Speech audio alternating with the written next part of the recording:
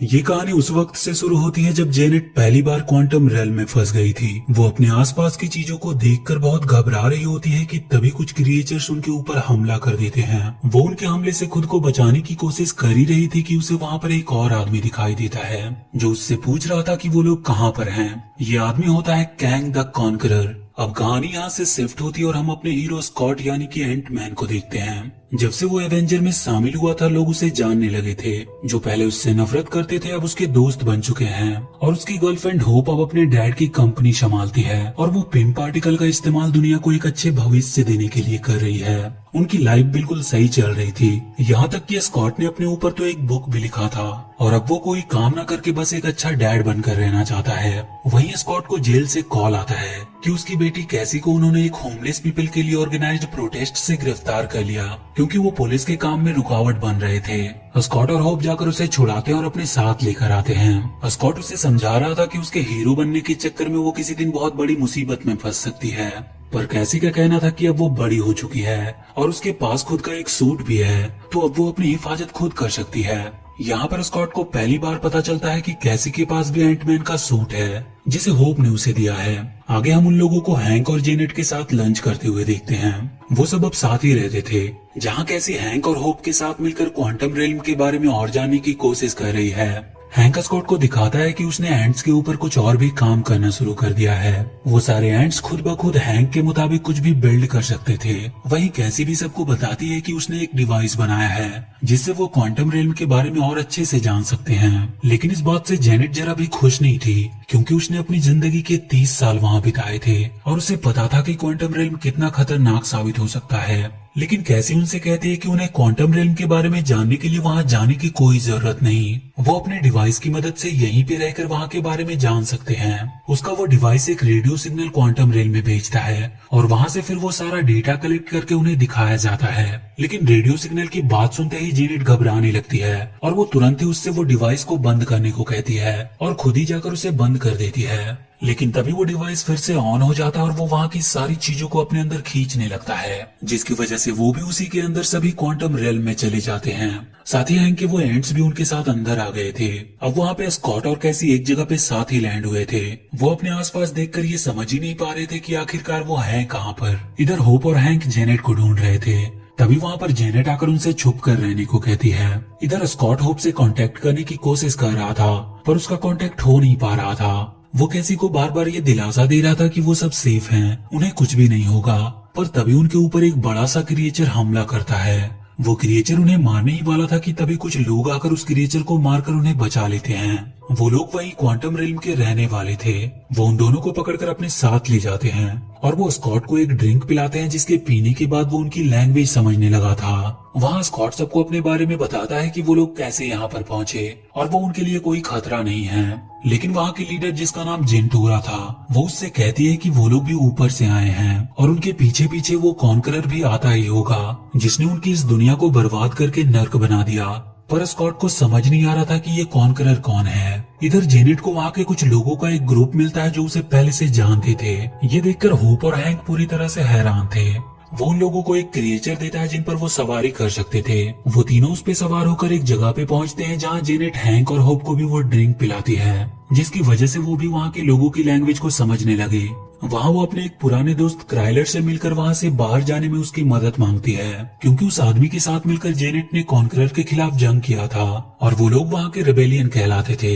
लेकिन वहाँ पर उसे पता चलता है कि क्राइलर अब कॉन्करर से हाथ मिला चुका है और अब वो उन्हें ही पकड़ना चाहता है। पर किसी तरह वो तीनों उससे बचकर उसी के शिप को चुराकर वहाँ से भाग जाते हैं। इधर जेंटूरा स्कॉट को बता रही थी कि कैसे कॉन्करर ने उसके लोगों को मारकर अपना एक एम्पायर बना लिया और जो लोग उससे बच गए वो किसी तरह छुपकर उसके साथ उसे हराने के लिए लड़ते हैं। पर तभी अचानक से कॉन्करर के लोग उनके ऊपर हमला कर देते हैं क्योंकि उन्हें उनके बारे में अब पता चल चुका था। वो सब लोग उनकी आर्मी से अब लड़ने लगे। लेकिन तभी कैसी देखती है कि जेंटूरा को वो लोग पकड़ने वाले हैं तो वो बिना कुछ सोचे ही उसकी मदद करने चली जाती है क्योंकि उसका सूट उसके पास ही था। ये देखकर स्कॉट को भी उसके पीछे जाना पड़ता है और अब वो दोनों मिलकर उन लोगों से लड़ने लगे थे। पर तभी अचानक से एक बड़ी मशीन आकर उनके ऊपर हमला करना शुरू कर देती है। सब अपनी जान बचाकर भागने लगे थे पर स्कॉट के सामने वो मशीन आकर कहता है कि तुमसे दोबारा मिलकर अच्छा लगा स्कॉट लैंग, और वो अपना चेहरा दिखाता है जिसे देखकर स्कॉट पूरी तरह से हैरान रह गया। क्योंकि वो बैरन था जिसे उसने एंटमैन के पहले पार्ट में उसके सूट में ही मार डाला था। वो उन दोनों को पकड़कर अपने जेल में ले आता है, जहां वो उन्हें बताता है कि वो उस दिन मरा नहीं था, बल्कि वो तो क्वांटम रेल में आ गया था, जहां पे कॉन्करर ने उसे बचाया और एक अल्टीमेट किलिंग मशीन बना दिया, और अब उसका नाम मोडॉक है। इधर जेनेट हैंक और होप को सब कहानी बता रही थी कि जब वो क्वांटम रेल में थी तभी उसे कैंग मिला, जो उसी की तरह वहाँ पर फंस गया था। उसने उसे बताया कि वो एक स्पेस ट्रैवलर है और अपने शिप के खराब हो जाने की वजह से वो यहाँ फंस गया। उसके पास एक ऐसा शिप था जिसकी मदद से वो किसी भी टाइमलाइन और यूनिवर्स में ट्रैवल कर सकता था। इसीलिए उसने उसके साथ मिलकर उस शिप के एनर्जी कोर को रिचार्ज करने की कोशिश करने लगी, ताकि वो वापस अपने घर जा सके। और कई सालों की मेहनत के बाद उन्हें सफलता मिली। उन्होंने एनर्जी कोर को चार्ज कर लिया और वो उसे कैंग के शिप में लगाने लगे। उसका वो पूरा शिप न्यूरोकाइनेटिक था, जो कि उसके माइंड से कनेक्टेड थे। जेनेट ने जब उसे छुआ तो उसने उसके दिमाग को देखा, जहाँ उसने पाया कि कैसे उसने कितने सारे यूनिवर्स और टाइमलाइन को तबाह कर दिया, जैसे कि वो कभी एग्जिस्ट ही ना करते हो। और वो क्वांटम रेल में फंसा नहीं था, बल्कि किसी ने उसे वहाँ पर फंसाया था ताकि वो बाहर आकर और भी यूनिवर्स को तबाह न कर सके। पर उसका शिप अब फिर से एक्टिवेट हो चुका था और उसने अपना सूट भी हासिल कर लिया था। वो जेनेट से कहता है कि वो उसके घर पहुँचा देगा और उसके प्लेनेट को भी वो कभी खत्म नहीं करेगा, पर जेनेट को ये मंजूर नहीं था और वो उस एनर्जी कोर को लेकर वहाँ से भागने लगी। लेकिन कैंग के पास अब उसका सूट आ चुका था, जिसकी वजह से वो उससे ज्यादा दूर भाग नहीं सकती थी, और इसीलिए उसने उस एनर्जी कोर को अपने पिम डिस्क की मदद से बहुत ही बड़ा कर देती है, जिसकी वजह से अब कैंग उसके कोर तक पहुंच नहीं सकता था और हमेशा के लिए अब वो वहाँ पर फंस चुका था। लेकिन अब उसके पास उसका सूट था और उसने अपने टेक्नोलॉजी की मदद से वहीं पे अपना एक एम्पायर बना लिया। सालों तक जेनेट वहीं पे छुपकर उससे लड़ती रही, जब तक कि हैंक ने वहाँ पर आकर उसे बचाना लिया और घर ना लेकर आ गया। पर वो वापस आकर भी इसी गिल्ट में थी कि वो क्वांटम रेल में एक मॉन्स्टर को जगाकर वहाँ से खुद भाग आई। होप उससे कहती है कि अब वो साथ मिलकर उसे एनर्जी कोर लेने से रोकेंगे, और वो तीनों निकल पड़ते हैं उस कोर की तलाश में। इधर कैंग स्कॉट को उसकी बेटी को मारने की धमकी देकर ये मनवा लेता है कि वो जाकर उस जगह से एनर्जी कोर लेकर आएगा। स्कॉट उस कोर को लेने के लिए चला जाता है, पर वो जैसे ही वहाँ के सेंटर तक पहुँचता है उसे कुछ अजीब सी फीलिंग होने लगती है। वो देखता है कि उसके जैसे ही कई सारे लोग बनते जा रहे हैं। उसे कुछ भी समझ नहीं आ रहा था। वो जितना ज्यादा सोच रहा था उसके हमशक्ल उतने ही बढ़ते जा रहे थे, क्योंकि ये सब उसकी पॉसिबिलिटीज थी। जैसा कि वो सोच रहा था उन सब में वहाँ पर भगदड़ मच जाती है, क्योंकि वो सब उस एनर्जी कोर तक पहुँचना चाहते थे, और इस चक्कर में मेन स्कॉट तो नीचे ही दबा रह जाता है। पर किसी तरह वो अपने सारे हमशक्ल की मदद लेकर बिल्कुल वैसा ही करता है जैसा कि चींटियां करती है। वो उस कोर तक पहुँचने ही वाला था कि तभी वो नीचे गिरने लगा था, पर तभी वहाँ पर होप आकर उसे बचा लेती है और वो प्रेम डिस्क का यूज करके उस एनर्जी कोर को वापस से छोटा कर लेते हैं। तभी वहाँ पर जेनेट और हैंक भी आ जाते हैं, जो स्कॉट से उस एनर्जी कोर को कैंग को देने से मना कर रही थी। पर तभी वहाँ पर कैंग भी आ जाता है, जो स्कॉट से वो कोर छीन लेता है। स्कॉट और होप उसे रोकने की कोशिश करते हैं, पर इसका कोई फायदा नहीं होता, और वो जेनेट को भी अपने साथ ही लेकर वहाँ से चला जाता है, क्योंकि हैंक इधर मोडॉक से लड़ने में बिजी था। इधर कैंग जेनेट को बताता है कि उसने जब टाइमलाइन में देखा तो पाया कि कैसे सारे मल्टीवर्स धीरे धीरे खत्म हो रहे थे, और वो भी वहाँ पे रहने वाले लोगों की वजह से ही, और इसीलिए उसने टाइमलाइन पे अपना कंट्रोल कर लिया, और जो भी यूनिवर्स उसके लिए थ्रेट साबित हुआ उसने उसे पहले ही खत्म कर दिया। उसने अपने सारे वेरिएंट्स को भी मार डाला।